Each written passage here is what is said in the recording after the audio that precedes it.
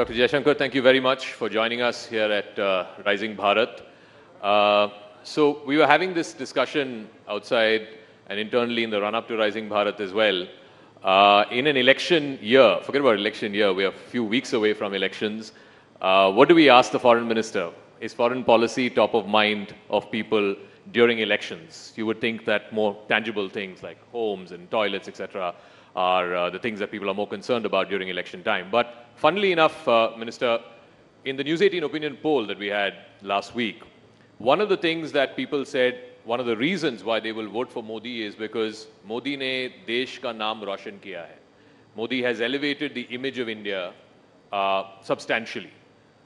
Why do you think something that is not necessarily tangible, like foreign policy and foreign policy gains, has suddenly become a vote-determining issue? Well, first of all, let me say what a pleasure it is to be here with all of you. Look, to be honest, that answer doesn't surprise me. It doesn't surprise me because in the last 5 years, traveling around the country, I've seen this sentiment grow.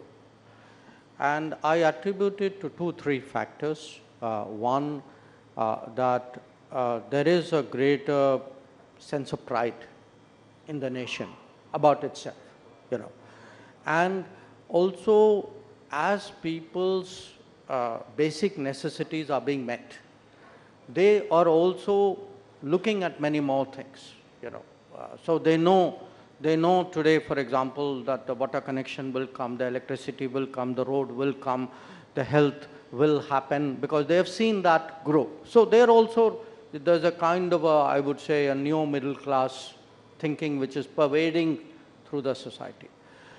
The second is that a lot of people today go out to work, go out on travel.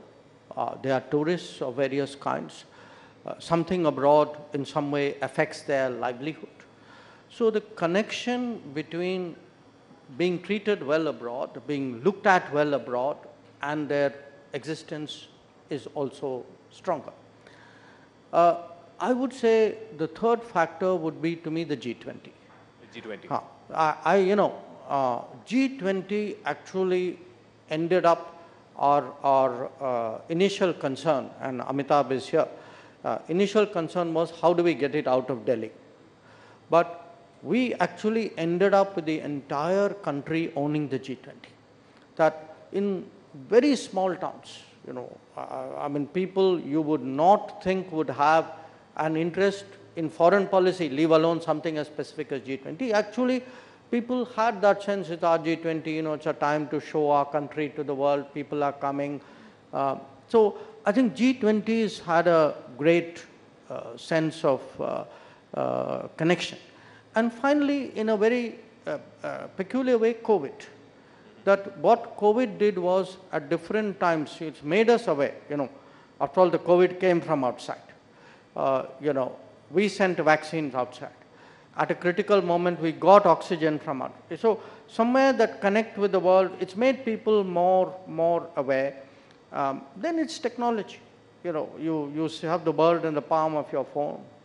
So I do want to ask you about the G20 part, because we have seen instances in the past where major sporting events have transformed the image of a nation, whether it is the Barcelona Olympics, the Beijing Olympics, and so on. But the G20, the uncharitable way of putting it is it's a talk shop.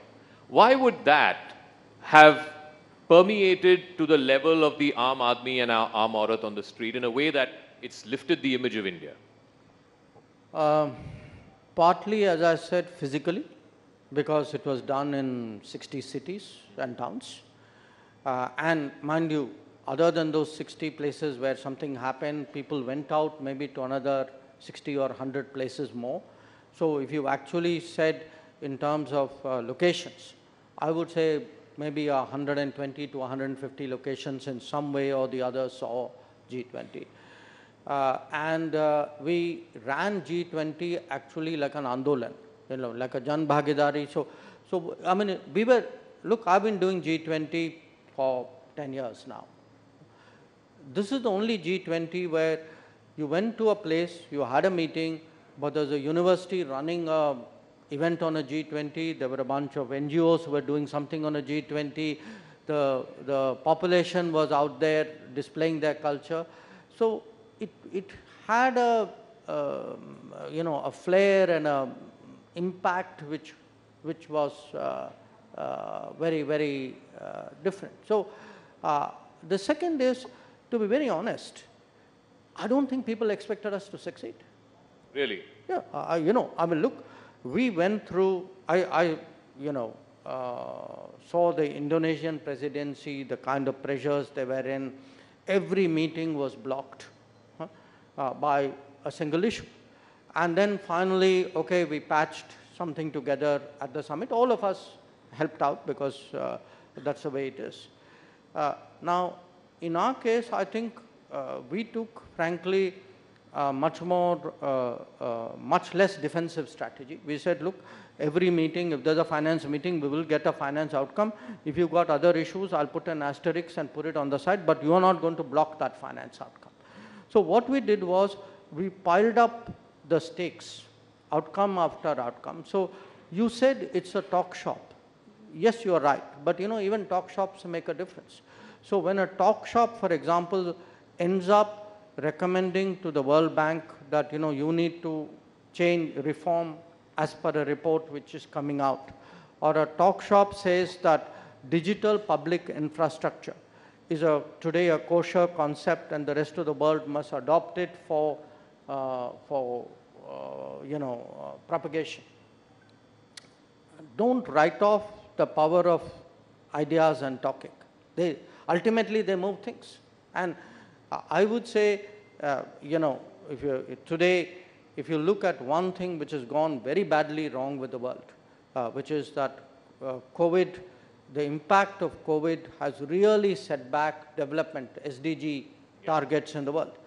The G20 brought the focus back.